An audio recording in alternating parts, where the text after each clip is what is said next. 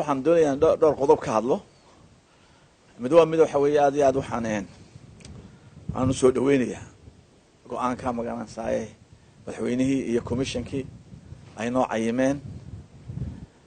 maalintii doorasho dhacaysay ilaahay waxaan ka baryay subxaanahu wa tacaala in doorasho fiican inoo dhacdo oo nabadgelyo inoo dhacdo cid khayr qabtana inoo soo baxo subxaanahu wa tacaala waa in badan baa media iyo dad inaga mid ay adduunka marinayeen doorashadu dib u dhacaysaa dawladdu ka xalaal maaha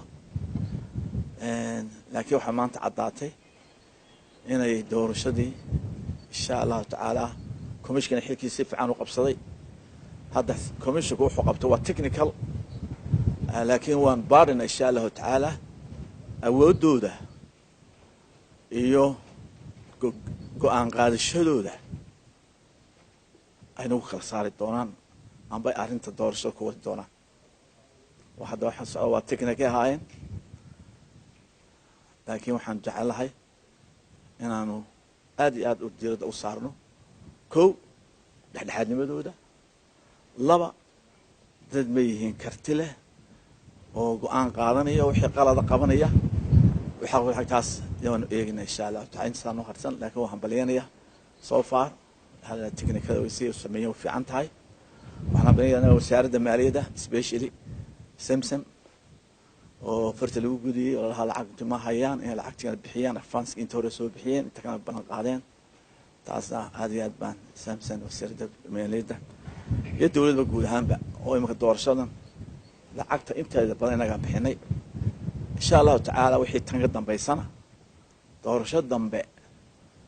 أو لين لا يهلي مجرد أنتين خدينا أنا جالس كبحين خارج كذا أنا جال قان سننا أنا جال حاجات سن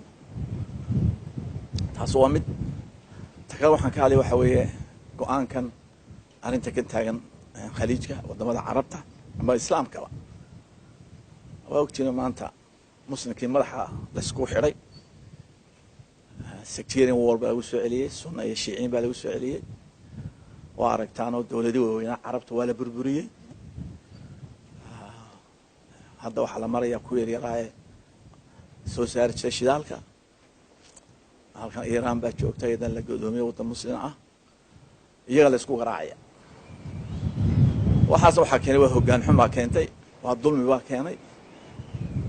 qaran aan ku dhisteen sharci islaama oo muslim sheeganaya oo dulmi ku dhisan ma raago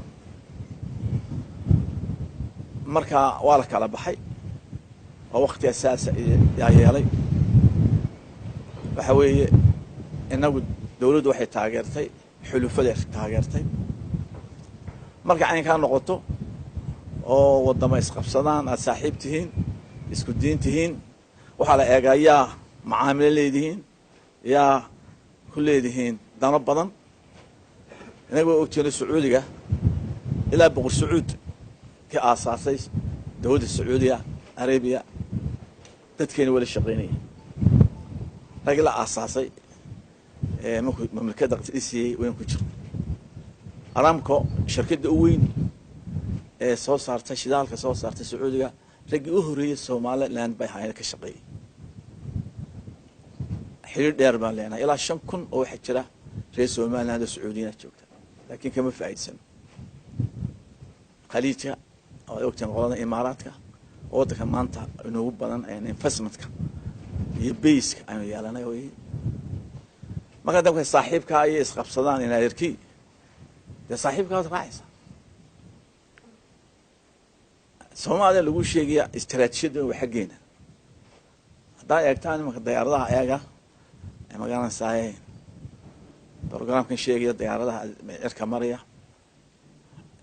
ديارو بقول كل شيء يسقاش نجنا مرة دوشين وشهد ذلك الصومالي أورنجري استراتيجية وحقينا وي صوماليا لابد وبين وجهنا وح فايدة ولا وشيء ما شفته لكن معدنهان استراتيجيان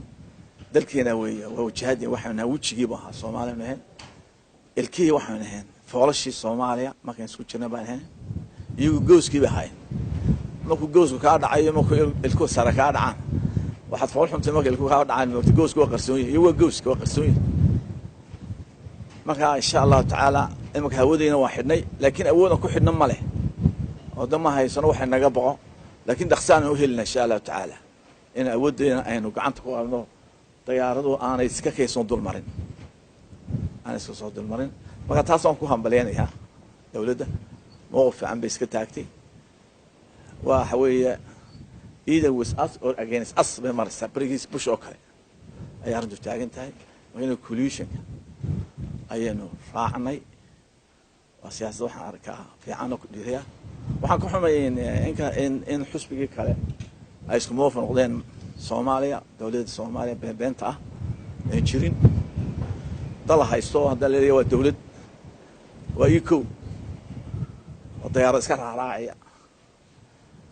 marka aan ka xumahay waa markii horeysay xusbi Soomaaliland ay ka mowqif isla noqdaan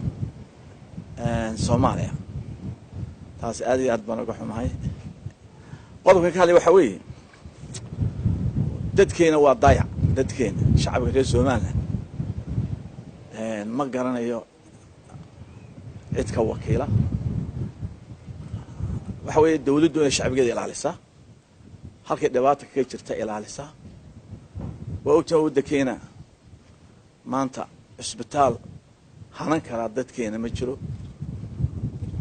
dadkeena waxay u baahdaan baasabooro haddana waxay intii heli karaysa haddana waxay u baahdaan dadka buka haddana waxay u baahdaan magaranaysaa inay safraan dadkii lacagta haysa waxay tagaan India iyo dadkii masaakiinta waxay tagaan magaranaysaa Ethiopia dadkeena waa lagu dhibaa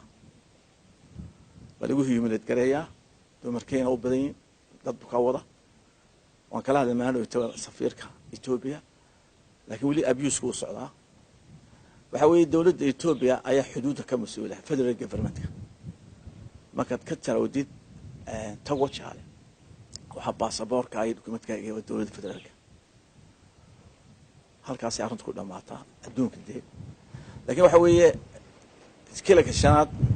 askar yar yar oo la isku dhaxaynay booliisiya oo isku wada reera oo isku jira magaranaysaa checkpointoodu isku jira maxaa oran karaa 5 kilomitir ee dadkeena dhiba oo reer qura ka tirsan oo alaabta ka daadiya hiyuumad gareeya oo waxa say u galaan hadda aragtaan iga wadaan yahuud u galin Falastiiniinta checkpointkooda arrintaas waxaan doonayaa dawladda inay gacan ku qabato waxa la mid ah in Djibouti waxaad ku xidhan yahay ilaa maanta la qarxiyay Djibouti ilaa maanta dadkeena iyana halka waa lagu dhibaa kuwa soo gelaya waa lagu dhibaa Soomaaliland dad masaakiin ah oo reer Soomaaliland oo haysta taysari ayaa la leeyahay keen $30 waxay keen soo xagaa baxay masaakiin tay inaguna uma roonin mana ilaalino dawladii kale markay arkaan dadkaas oo gelisay iyaguna u geliyaan arrimaha waxaan fiicnaa dawladda inay gacan ku dhigto dadkeeda ilaaliso wasaaradda khaarijiga ilaaliso daaqiligu ilaaliso protest la sameeyo arrinta aad iyo aad baan jeclay dawladda federal government-ka in lagala hadlaa Soomaaliya waa la wada dagaa anaga dadkeena waa aragtay Ethiopia way ka yimaadaan khamriga ka yimaada qaadka ka yimaada qudrada ka timaada qulun dhanba ka yimaada gumca fura baa lagu soo daaya hadday noqoto in qofka asalkiisa la eego Soomaaliya waa kala accent waa la garanaya dialogue anagoo waa retaliation bala sameyn doona dadku Soomaaliya waa la wada dagaa Soomaaliya dhan ma ka dhaxaysa shanta Soomaaliya ba ku jirta reer aan ku jirin Soomaaliya shanta ma jiro ilaa ka afmadu dagaa ilaa ka ashcad dagaa way ku jiraan Soomaaliya shanaad waa meesha qolay shanta Soomaaliya laga helo ina amarka reer qori ku atumar ku tunto oo dadka kale ku abuse gareeyo waxa ogaana kareema dawladdu waxaan sheegaynaa in arrintaasi ay ka dhicin karto in qabailku isdilaan aanu qabiil ma xukumi karo no reer xukumi karo dawladdu isku shaar u gaashada tii Maxamed Siyaad Bare ayaa lagu arkay reer intee diyaaradis dalka iyo awoodii ku burburiyeen ku caburiyeen wixii ka raacay wadi ogeeyeen waxaan leeyahay madaxweynaha kirka shanaad hore waan 2013 waan la kulmay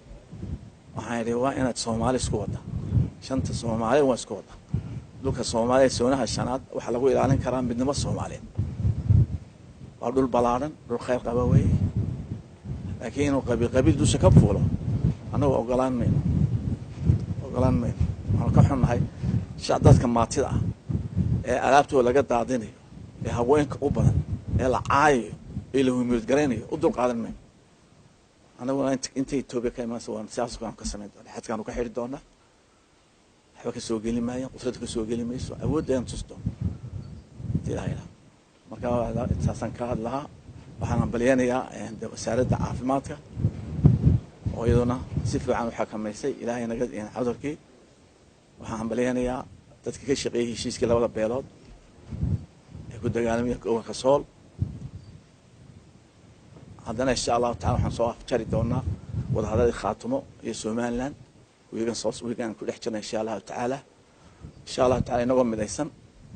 oo wanaagsan oo roobkii noo daay oo cudurkii naga baxay ayaan insha Allah doorashada gali doonaa insha Allah taala ilaahay ugu mahadnaqay ilaahay roobkii noo keenay abaartii naga qaaday lacagtii la ururiyay waxaan jeclahay si fiican loo ururiyo si fiican